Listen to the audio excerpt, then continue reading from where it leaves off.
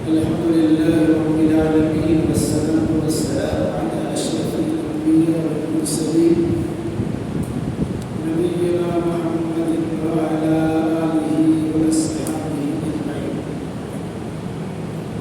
عن عمر بن الخطاب رضي الله تعالى عنه قال سمعت النبي صلى الله عليه وسلم يقول إنما الأعمال بالنيات وإنما لكل امرئ ما نوى فمن كانت هجرته إلى الله ورسوله فهجرته إلى الله ورسوله ومن كانت هجرته للدنيا يصيبها أو امرأة ينكرها فهجرته إلى ما هاجر إليه. رواه البخاري. مختصر حمد و صلات کے بعد رسول اکرم صلی اللہ علیہ وسلم کی ایک حدیث پڑھی گئی ہے جس کے راوی یعنی بیان کرنے والے حضرت عمر بن خطاب رضی اللہ عنہ ہے، اور اس روایت حدیث کو امام بخاری رحمۃ اللہ علیہ نے اپنی صحیح بخاری کے اندر نقل کیا ہے۔ بخاری شریف کی سب سے پہلی حدیث ہے جسے حضرت عمر بن خطاب رضی اللہ تعالیٰ عنہ نے اللہ کے نبی صلی اللہ علیہ وسلم کے حوالے سے بیان کیا ہے۔ کیا ہے؟ انما الاعمال بالنیات، یقیناً عملوں کا دار و مدار نیتوں پر ہے۔ وانما لکل امرئ ما نوى، اور یقیناً ہر شخص کے لیے وہی چیز ہے جس کی اس نے نیت کی۔ فمن كانت هجرته إلى الله ورسوله فهجرته إلى الله ورسوله، جس انسان کی نیت اللہ اس کے رسول کی طرف ہجرت کرنے کی ہو تو گویا اس کی نیت کے مطابق اللہ اس کے رسول کی طرف ہجرت کرنے کا ثواب دے۔ ومن كانت هجرته للدنيا يصيبها، اور اگر کسی نے نیت ہجرت کی دنیا کے حاصل کرنے کے لیے کی ہو، او امرأة ينكحها، یا کسی عورت سے نکاح کرنے کے لیے ہجرت کی، فہجرته إلى ما هاجر إليه، تو اس کی ہجرت اسی جانب ہوگی جس نیت سے اس نے ہجرت کی۔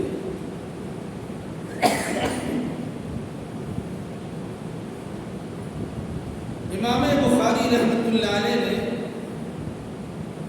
بخاری شریف کی شروعات کی ہے نیت سے متعلق حدیث کو بیان کیا۔ اس کا مقصد یہ ہے کہ نیت کی درستگی پر اعمال کی درستگی کا انحصار ہے۔ نیت درست ہوگی تو عمل صحیح ہوگی۔ اعمال عمل کی جمع، نیات نیت کی جمع۔ ہر عمل کے لیے انسان کے پاس کچھ نیت ہوتی ہے، کچھ ارادے ہوتے ہیں۔ ارادے بخیر ہے، نیت درست ہے، اس عمل کا بہتر بدلہ ملے گا اگر وہ عمل بہتر ہے۔ اور اگر نیت درست نہیں ہے، عمل بڑا اچھا ہے، عمل تو ہو جائے گا لیکن ثواب اور برکت سے خالی عمل ہے۔ اس حدیث کا پس منظر یہ بیان کیا جاتا ہے، مکی دور میں ایک صاحب نے ایک خاتون کو نکاح کا پیغام دیا۔ اس خاتون نے شرط لگائی، آپ کا نکاح کا پیغام اس شرط پر قبول ہوگا کہ ہم تو ہجرت کر کے مدینہ جا رہے ہیں، آپ کو بھی ہجرت کرنا پڑے۔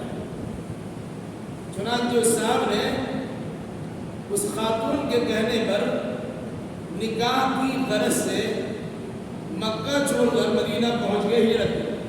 اس لیے عام طور سے صحابہ کرام کو کہتے تھے مہاجر ام قیس، یہ ام قیس کے لیے ہجرت انہوں نے کی۔ مطلب یہ ہے صحابہ عام طور سے اللہ اس کی رضامندی کے لیے مکہ چھوڑ کر مدینہ جا رہے ہیں۔ اس صاحب کے بارے میں کہا گیا کہ انہوں نے ہجرت کیا صرف نکاح کرنے کی غرض سے۔ اس خاتون نے شرط لگائی کہ آپ مدینہ آئیں گے، ہجرت کر کے آئیں گے، تبھی آپ کا نکاح کا پیغام قبول ہوگا۔ اگر وہ اللہ کے لیے ہجرت کر کے آتے، رسول اللہ کے لیے ہجرت کر کے آتے تو نکاح تو ہونا ہی تھا، لیکن چونکہ انہوں نے نیت کی تھی اس خاتون کی رضامندی کے حصول کے لیے، اس مناسبت سے کہا گیا اور امرأتین کی ہوا یا کسی عورت کے نکاح کرنے کی غرض سے ہجرت کی ہے، اس کی ہجرت کی نیت کے مطابق وہ ملا۔ جیسے ایک انسان اپنے گھر میں روشن دان لگاتا ہے، کھڑکی لگاتا ہے، ارادہ کرتا ہے کہ کھڑکی لگانے کی وجہ یہ ہے کہ اس کے ذریعے سے اذان کی آواز ہمارے کانوں تک پہنچے، نیت بغیر۔ اگر کسی نے اس نیت سے کھڑکی لگائی یا دروازہ کھولا یا روشن دان بنایا، اس سے گیس نکلے گا، سورج کی روشنی آئے گی، تو نیت کے مطابق اسے ثواب تو نہیں ملے گا، البتہ روشنی ملے گی، گھر کے جراثیم تو باہر ہو جائے گا۔ اور اگر اس نے یہ نیت کر رکھی ہے کہ اس کے ذریعے سے اذان کی آواز ہمارے کانوں تک پہنچے گی اور ہم مسجد جانے کے لیے تیار ہو جائیں گے، تو اذان کی سماعت کا اور اذان کی آواز کے آنے کا جو ارادہ کیا ہے اس کا ثواب تو ملا ہی نہیں، اور ساتھ میں کھڑکی کھلنے کے نتیجے میں جراثیم باہر جائیں گے، روشنی آئے گی تو آنا ہی نہیں۔ اسی طریقے سے کوئی انسان بھینس خریدتا ہے، گائے خریدتا ہے، بھلا کیا نیت ہے کیوں لائے ہو، لیکن انسان یہ ارادہ کرتا ہے کہ ہم اس لیے لائیں کہ اس سے گوبر ہوگا اور گوبر سے گوئٹھا تیار کیا جائے گا، پھر اس پر کھانا پکائیں گے، آسانی رہے گی۔ لیکن وہی انسان یہ نیت کرتا ہے کہ ہم اس سے دودھ پیئیں گے اور اس سے کمائی کریں گے، تو دودھ تو ملنا ہی ملنا ہے، اور اس کے بعد جو کھلائیں گے پھلائیں گے اس سے اس کو گوبر تو ملے گا۔ نیت میں کتنا فرق ہے۔ رمضان کا مہینہ آیا، اگر ہم نے نیت کی کہ روزہ ہم اس لیے رکھتے ہیں کہ اللہ تبارک و تعالیٰ ہم سے خوش ہو جائے گا اور اس کے خیر و برکت سے ہم سرشار ہو جائیں گے، تو الحمدللہ نیت کی درستگی کی بنیاد پر اللہ تبارک و تعالیٰ روزہ قبول بھی کرے گا اور اس کے خیر و برکت سے بھی ہمیں نوازے گا۔ اور اگر ہم نے نیت نہیں کی، یہ نیت یہ کی کہ سب لوگ روزہ رکھتے ہیں، ہم کو بھی روزہ رکھ لینا چاہیے، ورنہ لوگ کیا کہیں گے کہ رمضان جیسا مہینہ آیا یہ روزہ بھی نہیں رکھا، تو نیت میں فضول پیدا ہوگا۔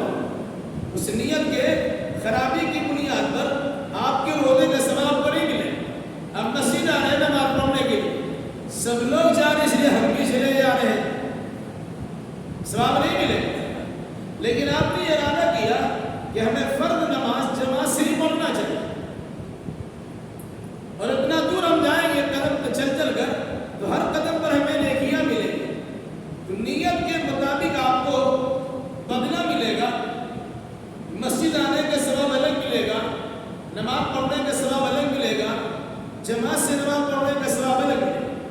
اس لیے امام بخاری رحمۃ اللہ علیہ نے بخاری شریف کی پہلی حدیث کے طور پر نیت کی درستگی کو بیان کیا ہے۔ اتنی بڑی بخاری شریف لکھ رہے ہیں، نیت ہماری درست ہونی چاہیے، صرف اس لیے نہیں لکھا کہ کہا جائے کہ امام بخاری نے کتاب لکھ دی ہے تو فائدہ نہیں، اور اگر اس لیے لکھا ہے کہ اللہ کے نبی صلی اللہ علیہ وسلم کی صحیح حدیثوں کا صحیح ترین مجموعہ ہمیں تیار کرنا ہے تاکہ دین میں جتنے خرافات ہیں اس کی تردید کر دی جائے اور صحیح باتیں لوگوں تک پہنچ جائے، الحمدللہ اس کا بہتر سے بہتر بدلا۔ سارے معاملات سارے اعمال سے متعلق اسی چیز کا فرق دیا، کیوں؟ انما الاعمال بالنیات، عملوں کا دار و مدار نیتوں پر۔ البتہ نیت دل کے ارادے کا نام، زبان سے نیت کرنا نہیں ہے، میں نیت کرتا ہوں کل کے روزہ رکھنے کی۔ کچھ لوگوں نے عربی میں کہا، کچھ لوگوں نے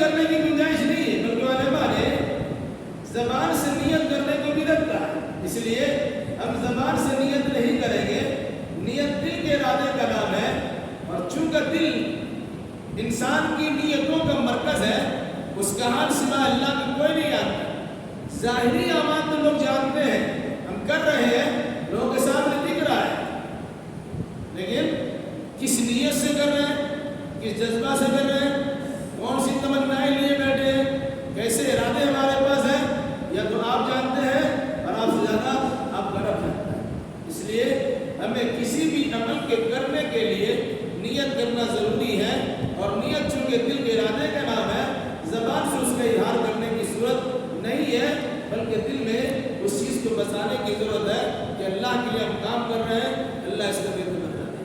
اللہ ہمیں اور آپ کو جملہ مسلمانوں کو کتاب و سنت کی روشنی میں اپنے اختیار سے میں نے سمجھانے اور اسی مناسبت سے عقیدہ و اعمال پر جانے کی توفیق میں فرما۔ قل قولی هذا واستغفر الله لي ولكم ولسائر المسلمين وأقول